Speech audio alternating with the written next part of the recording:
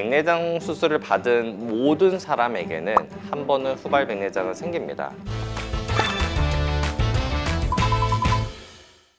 안녕하세요. 강남 아이원스 안과 백동원 원장입니다. 우리 모두가 이제 나이가 들면 다 한 번쯤 백내장 수술을 받잖아요. 백내장 수술은 이미 너무 안전한 수술이긴 하지만 이거 완벽하지는 않기 때문에 항상 수술 이후에 약간의 불편감들을 느낄 수가 있습니다. 오늘은 이제 백내장 수술 이후에 여러분들이 궁금해하는 것들에 대해서 자세히 한번 설명을 드리도록 하겠습니다. 백내장 수술을 하고 나서요, 왜 아직 시야가 흐릿한가요? 또는 빛번짐이 너무 심해요 라고 하시는 분들이 많은데 이게 정상인 건가요? 물론 정상도 있고 문제가 되는 경우도 있겠지만 우선은 그 원인을 정확하게 알아야 되는데, 일단 수술받은 인공수정체의 종류, 그리고 이제 환자분이 그 불편감을 느끼는 시기에 따라서 그 원인이나 상태는 좀 달라질 수 있을 것 같아요. 그러니까 아무래도 수술을 하면 초반에 한 3개월에서 6개월 정도는 피부가 아무는 시기가 필요하기 때문에 이물감도 느끼고 흐릿하게 보이고 번져 보일 수는 있습니다. 대부분 이런 것들은 시간이 지나면 좋아지고요. 번져증 관리를 이 불편한 시기에 같이 해주면 증상은 좀 빨리 해소가 될 수 있고요. 특히 다초점 인공수정체로 특히 수술을 받으신 분들은 초반에 이제 회복하는 과정에서 약간의 눈부심, 달물이나 빛번짐, 특히 야간에 이런 것들을 느낄 수가 있는데, 적응을 해서 잘 지내시는 분들도 있지만 심하게 좀 불편해 하시는 분들은 저 같은 경우는 이제 약간 노란빛 나는 안경들이 있어요. 이제 그런 것들을 좀 착용을 권장을 드리는데, 그러면 야간에 운전이나 어떤 번짐에 대해서 빨리 적응하고 일상생활에 큰 문제 없이 지내시는 분들이 많습니다. 가까운 글씨가 잘 안 보이는데 노안은 그대로인 건가요? 노안 교정의 여부는 어떻게 수술을 했냐, 어떤 렌즈를 수술받느냐에 따라 다를 것 같은데요. 우선 우리가 일상생활을 보게 하는 단초점 인공수정체로 수술을 받는 경우에는 노안 교정이 이제 안 되는 거죠. 가까운 거 볼 때는 수술을 해도 돋보기를 써야 되는 거고, 노안 교정이 되는 거는 이제 다초점 인공수정체로 수술을 했을 때인데, 이 다초점 인공수정체도 종류가 여러 가지잖아요. 연속초점도 있고 삼중초점도 있는데, 또 어떤 거를 수술 받았냐에 따라서 노안이 교정되는 정도가 다를 수가 있습니다. 그래서 이제 우리가 이제 수술하기 전에 저도 그렇고 항상 이제 환자의 니즈, 내가 수술 이후에 근거리를 어느 정도 회복했으면 좋겠는지, 어느 정도를 보고 싶은지를 정확하게 파악하고 그거에 맞춰서 수술을 해야 환자분이 수술 이후에 예측을 하고 불편함을 못 느끼는 거거든요. 그래서 우리가 수술 전에 철저한 설문, 그다음에 철저한 조율을 통해서 환자분의 니즈에 정확한 렌즈를 선택을 해야 노안이 교정이 안 됐다, 불편하다 이런 얘기가 이제 안 나오고 서로 이해를 하고 넘어갈 수 있는 부분이라고 생각됩니다. 수술 후에 눈이 뻑뻑하고 건조해진 것 같아요. 이럴 때 안구 건조증이 심해졌다고 할 수 있나요? 수술하고 나서 한 3개에서 6개월 정도는 안구 건조증은 심해질 수 있어요. 우리가 이제 피부도 절개하고 여러 가지 염증이나 이런 감염의 위험성도 있기 때문에 독한 안약들도 많이 쓰잖아요. 그래서 이런 게 회복이 돼야 되고, 또 안약들도 좀 독한 거를 좀 줄여야 되고, 이런 시간이 지나야지만 점차 건조증도 좋아지고 피부도 회복되면서 좋아지는데, 이 불편한 시기는 분명히 있을 수 있습니다. 사람들마다 편차가 있을 수 있지만, 근데 이럴 때는 이제 안과에서는 저희가 안약도 쓰지만 눈물점 폐쇄술, IPL 레이저 등 이 피부의 회복이나 건조증의 증상을 개선시킬 수 있는 방법들이 여러 가지가 있습니다. 그래서 수술 이후에 불편함을 느끼신다고 하면 병원에서 눈 상태에 따른 철저한 또 관리를 받으시면 이런 부분들도 빨리 해소가 되고 금방 좋아지실 겁니다. 눈이 빨갛게 충혈된다는 거는 염증인 걸까요? 빨갛게 충혈되는 거는 분명히 눈에는 무슨 사인이긴 한데, 예를 들어 우리가 수술하고 나서 일주일 이내에 갑자기 충혈이 된다, 요거는 우리가 감염이나 염증 여부를 빨리 파악을 해야 됩니다. 그래서 이럴 때는 빨리 병원에 와주시는 게 좋고요. 대부분의 일시적인 충혈들은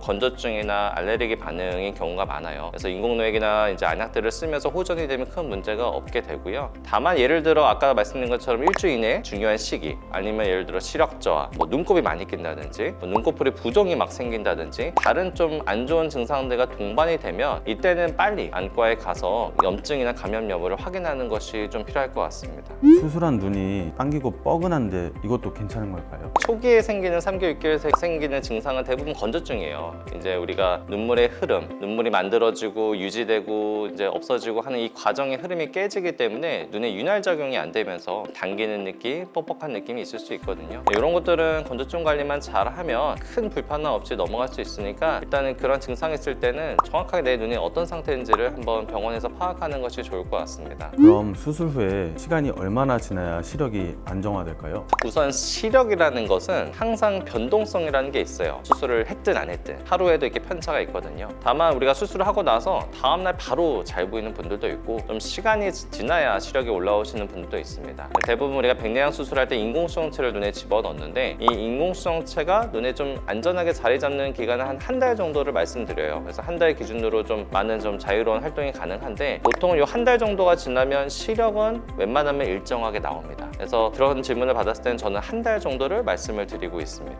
수술 후에요. TV나 스마트폰을 언제부터 봐도 될까요? 저 같은 경우는 바로 다음 날부터 보셔도 된다고 말씀을 드려요. 이제 보는 것 자체가 문제가 되는 건 아니고요. 이제 좀 초반에는 적응을 좀 해야 될 수도 있다. 렌즈에 따라서는. 그리고 이제 너무 이제 장시간 오래 노출되면 아무래도 수술을 했으니까 눈이 건조해질 수 있다. 적당한 시간을 보고 안약을 잘 넣을 수 있다고만 하면 다음 날부터 보는 거는 전혀 상관이 없습니다. 다만 저는 항상 말씀드리는 게 밝은 곳에서 보시라고 말씀을 드려요. 뭐 책을 보든 TV를 보든 수술 이후에는 우리가 빛을 눈에 들어왔을 때 조절해주고 하는 능력들이 회복하는 시간이 좀 필요해요. 그래서 가능하면 밝은 곳에서 봐야 빛이 눈에 더 많이 들어오고 더 선명하게 볼 수가 있어서 바로 다음날 보시는 건 상관없지만 가능하면 주변을 밝게 하고 보시라고 그다음에 안약을 열심히 쓰시라고 저는 말씀드리고 있습니다. 물놀이나 사우나, 헬스장 같은 운동은 언제부터 할 수 있을까요? 보편적으로 저희가 항상 한 달 정도 말씀을 드리거든요. 물놀이, 사우나, 대중적인 곳 있죠. 수영장, 목욕탕 이런 곳들은 어떤 균이 눈에 들어올지 모르기 때문에 항상 한 달을 안전하게 말씀드리고요. 헬스장에서 하는 운동이나 다른 기타 운동들은 이제 환자분의 회복 속도에 따라서는 좀 한 달 전에도 빠른 시일 안에도 할 수 있는데 그거는 이제 수술하신 원장님과 한번 상의를 해보면서 일정 조율을 하면 좋을 것 같습니다. 후발 백내장은 꼭 생기나요? 생기면 어떻게 해야 할까요?